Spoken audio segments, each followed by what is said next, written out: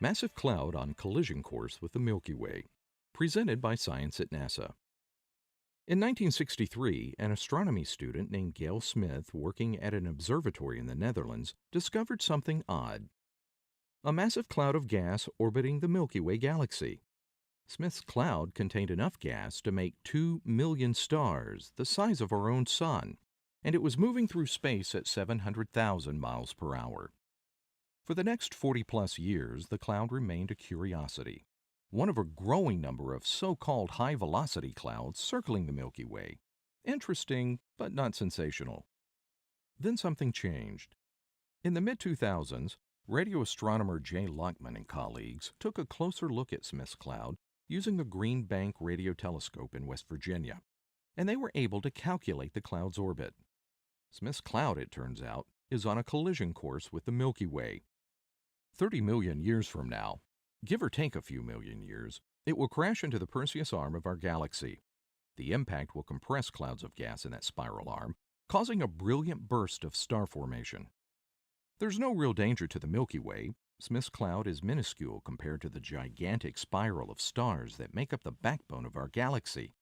But the coming collision has sharply increased interest in Smith's cloud. Andrew Fox of the Space Telescope Science Institute says, "We don't fully understand the Smith's cloud's origin. There are two leading theories.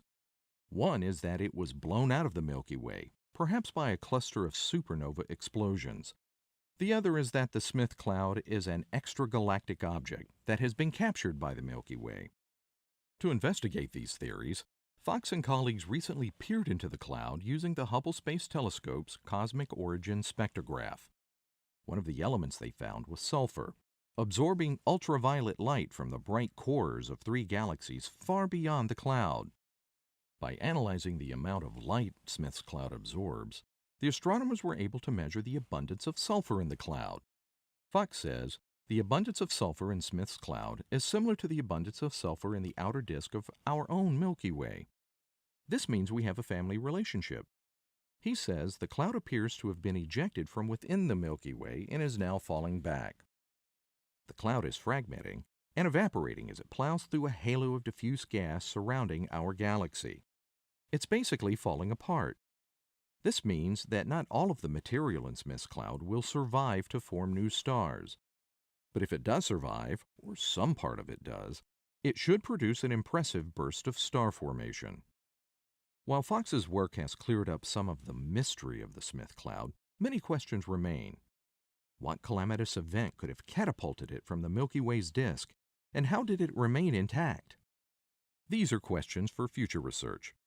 30 million years to impact. The clock is ticking. For updates about the Smith cloud and other impactful science news, stay tuned to science.nasa.gov.